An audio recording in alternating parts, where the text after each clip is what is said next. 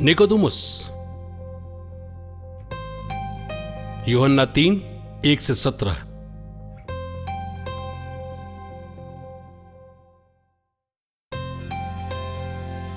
Nicodemus जो एक फरीसी थे और यहूदियों की महासभा के सदस्य भी थे, वो एक रात यीशु के पास आए और बोले, गुरुवर, हम जानते हैं कि आप ईश्वर की ओर से आए हुए गुरु हैं। जो चमत्कार आप दिखाते हैं उन्हें कोई तब तक नहीं दिखा सकता जब तक ईश्वर उनके साथ ना हो। यीशु ने उत्तर दिया, मैं आपसे ये कहता हूं, जब तक कोई दोबारा जन्म ना ले तब तक वो स्वर्ग का राज्य नहीं देख सकता। निकोदेमुस ने पूछा, बूढ़ा आदमी कैसे जन्म ले सकता है? क्या वो अपनी माता के गर्भ में दूसरी बार प्रवेश कर जन्म ले सकता है? यीशु ने उत्तर दिया, मैं आपसे सच सच कहता हूं, जब तक कोई मनुष्य जल और पवित्र आत्मा से न जन्मे तब तक वो ईश्वर के राज्य में प्रवेश नहीं कर सकता। जो देह से उत्पन्न होता है वो देह है, और जो आत्मा से उत्पन्न होता है वो आत्मा है। आश्चर्य न कीजिए कि मैंने आपसे ये कहा कि आपको दोबारा जन्म लेना है। हवा जिधर चाहती है उधर बहती है और आप उसकी आवाज सुनते हैं, किंतु ये नहीं जानते वो किधर से आती है और किधर जाती है।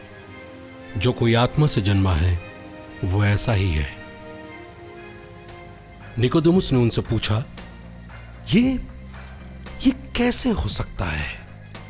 यीशु ने उत्तर दिया, आप इस्राएल के गुरु हैं और ये बात नहीं समझते?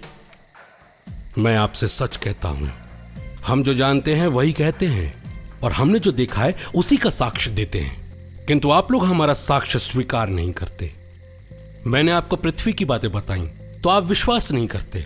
यदि मैं आपको स्वर्ग की बातें बताऊं तो आप कैसे विश्वास करेंगे?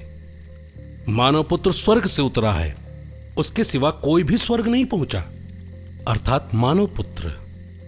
जिस तरह मूसा ने जंगल में सांप को ऊपर उठाया, उसी तरह मानव पुत्र को भी ऊपर उठाया जाना है, ताकि जो उन पर विश्वास करता है वो अनंत जीवन प्राप्त करेगा।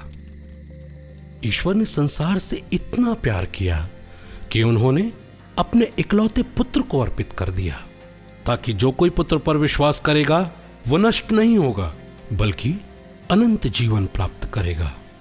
ईश्वर ने अपने पुत्र को संसार में इसलिए नहीं भेजा कि वो संसार को दोषी ठहराए, बल्कि इसलिए भेजा कि उनके द्वारा संसार मुक्ति प्राप्त करे।